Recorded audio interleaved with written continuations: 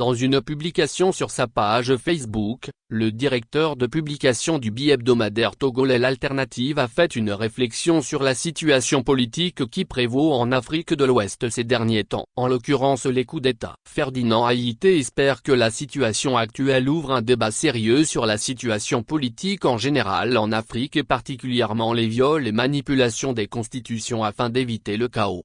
Ci-dessous l'intégralité de sa réflexion. Dans ce capharnaüm sans précédent qui s'installe en Afrique de l'Ouest sur fond de rivalité en l'Occident et la Russie, il faut rester lucide et éviter de se retrouver dans des postures anachroniques et alliances contre nature. Je rappelle au passage à certains frères togolais partisans du changement de ne jamais oublier que c'est un coup d'État militaire qui a précipité le Togo dans l'obscurité à ce jour.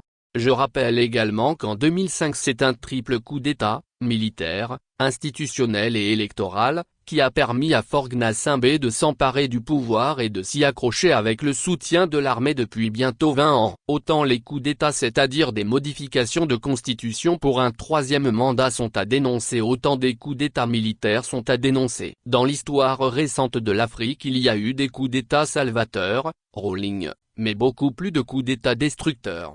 Cela fait plus de 63 ans que les militaires africains font des coups d'État. Ils sont plus dans les palais présidentiels que sur les théâtres d'opération. En 1963, lorsque Sylvanus Olympio a été assassiné, certains hommes politiques progrès comme Cuitard se sont rangés après derrière Etienne et Yadema. Il les a éliminés un à un jusqu'au dernier. Les militaires africains ne peuvent pas continuer par faire des coups d'État tout le temps dans leur pays avec parfois des arguments qui frisent le ridicule. N'oublions pas que les coups d'État entraînent des fractures et déviants dans l'armée et dans la société tout entière. Il faut à travers ces différentes crises que nos pays traversent relancer le modèle de société politique que nous voulons, le contrat social qui débouche sur de vrais États-nations dans lesquels les institutions fonctionnent normalement.